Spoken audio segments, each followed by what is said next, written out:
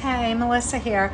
So, starting to figure out a little bit more with this TikTok. I was doing 60 seconds and now we're on part 6. So, let's see what I can do in 10 minutes.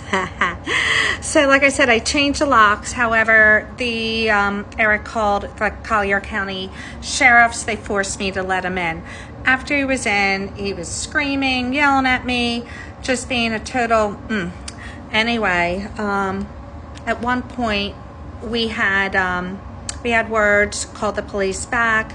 Another time that same night on Friday, I went to go take my Pyrex out of that black bag that I had mentioned, that bag that would even go with him into the bathroom when he would come home for 30 minutes. Who knows what he was doing? I know he kept his drugs in there, his alcohol, and all of his other stuff, which I found out the next day. So I went to grab my Pyrex out, and he jumped up, threw me down onto the tile floor. The dining room chair came over, crashing on me. I called the police. They came back in. They had a female officer take me into my bedroom, check me. They found marks, red marks on my chest. I told them I wanted Eric out of my house. He lied and said he lived there. Eric does not live there.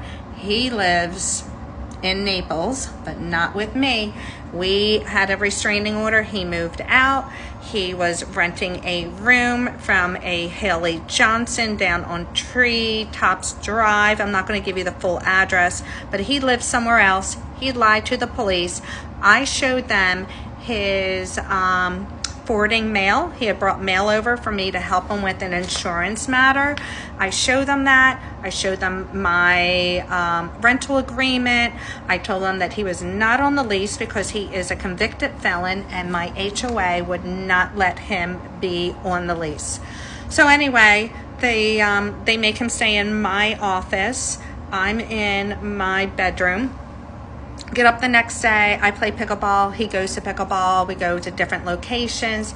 I come back, I couldn't keep my mind on pickleball, and I find him, he had rifled through all of my personal belongings, all my financial documents, and I saw that he had that bag there and it was open. I opened it up and I reached in, and what do I find? I found my credit cards. Eric and I have the same last name, no relation.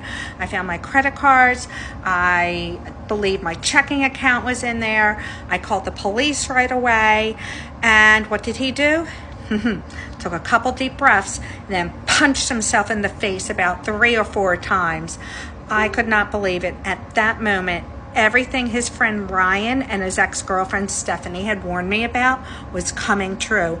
I was seeing the real Slick Rick, the real Eric Sims, and I was scared. I ran for my life. I started screaming, "He's got a gun!" I ran out. I was caught on my neighbor's ring, and I threw everything out. I grabbed my stuff out of the bag. I found his Adderall. I threw them all over. I found something about this big. It looked like something you would snort. So Eric apparently, when he was younger, had a problem with Percocets and stuff like that. He was crushing them up and snorting them, and I believe he was probably doing that with his Adderall. He just was so, and he still is so unhinged. I hear about him showing up at pickleball drunk all the time. It's crazy. Anyway, police come. And they see me hysterical, rightfully so. I mean, with all the baloney I just went through. Eric, cool and calm, just like an antisocial narcissist is. And what does he do? He lifts up his shirt.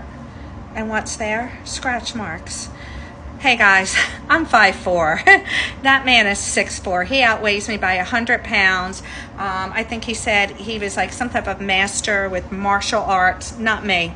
Did not touch that man in the least. If I were to do anything, I would have thrown something at him and ran. What I did was grab the bag with my financial stuff in there and ran. I got arrested.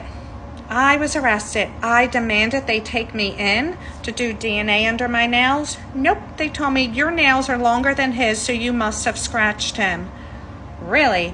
I called the police at least 3 times the night before.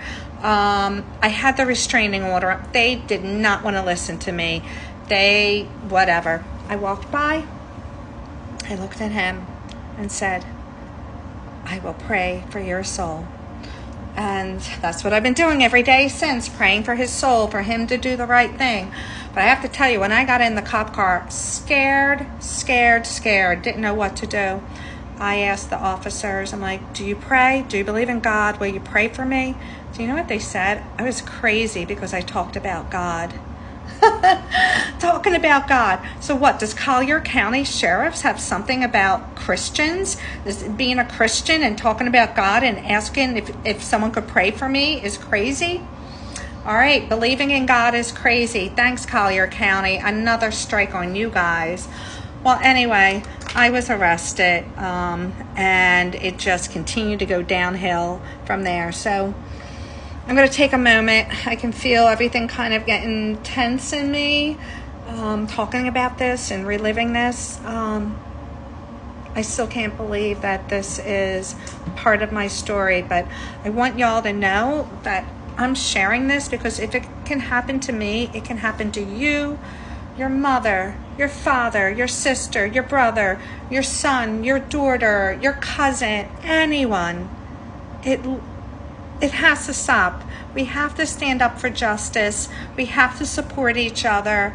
So I'm going to take a moment before I do the next video just to kind of decompress. But thank you for following me on my journey. There's a lot more. Thanks.